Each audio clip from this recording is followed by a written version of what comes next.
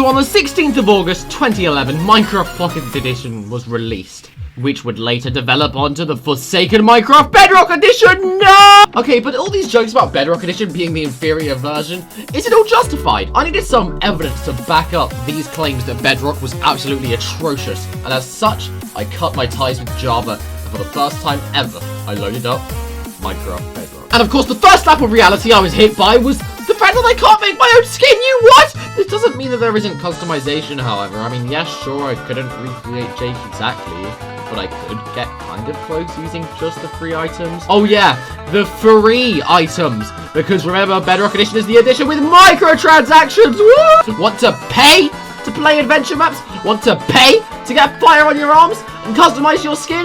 Want to pay to look individual and cool? You know what this reminds me of? The blooming Roblox catalog. Oh, but the neat thing about Bedrock is that you can get things that like extrude from your character, like wings and stuff, which is kind of hype to be fair. You can also play with your friends on other servers instead of adventure maps. Servers such as The Hive, now revived. And most importantly, not behind the paywall of Minecoins! And a few things right off the bat. The lobby is so cluttered because of the chat, which I couldn't figure out how to turn off. But my goodness, now, I don't know what the Bedrock engine allows to make these things possible, but minigames are, like, a lot better on Bedrock. Smoother and have far much jazz to them. Like Block Party, which has lights all over the place, these screens with animations on them, there's trippy walk in room, and different coloured blocks that actually mean you can see the blimmin' colour. Oh, and these Mario Kart looking things. All without me, as the user, having to install a single blimmin' thing. Well, aside from Bedrock Edition, of course. And I get this is a thing with the Hive rather than the Bedrock Edition, but like, on Bedrock's The Hive, you can actually blimmin' hear the music.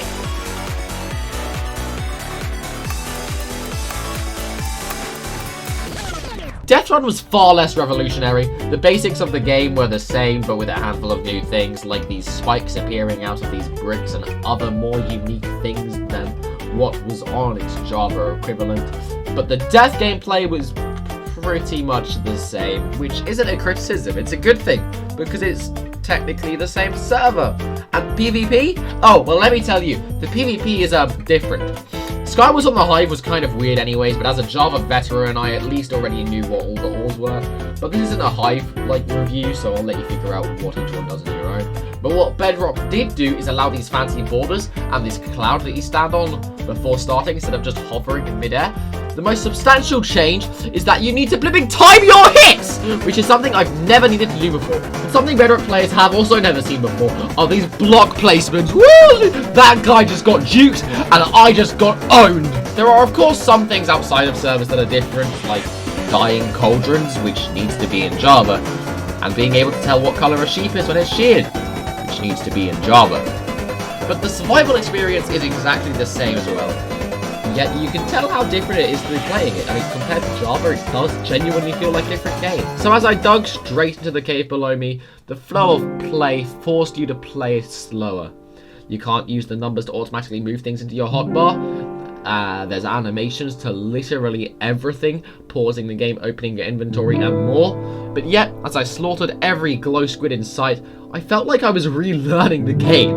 As the soundtrack kicked in and I ventured further down, I hastily mined my first diamond before sprinting away from a creeper. I'd later get jump scared by skeletons. It was great. Genuine fear at playing Minecraft Survival, where, this sounds stupid, but where I was too used to Java Edition for things to be a major surprise to me.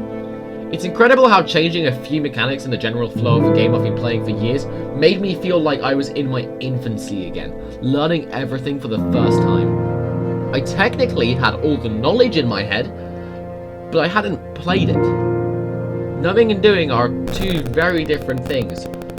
But one thing I do know is that you're probably not subscribed! In this bliss of constructing my first ever nether portal and first facade of a house on Bedrock Edition, I answer the question, is Bedrock inferior to Java Edition? Of course it is! You what? Let me explain. The microtransactions, that's it. Let players download maps for free, allow compatibility with mods, and let players make their own skins. I can't believe I'm saying this, but from the handful of hours I've played of Bedrock Edition with no real factual knowledge as to if it's better or not, my entirely biased opinion can claim that if it weren't for the previously mentioned issues, Bedrock Edition would easily dethrone Java. Have a good one, chaps. Woo!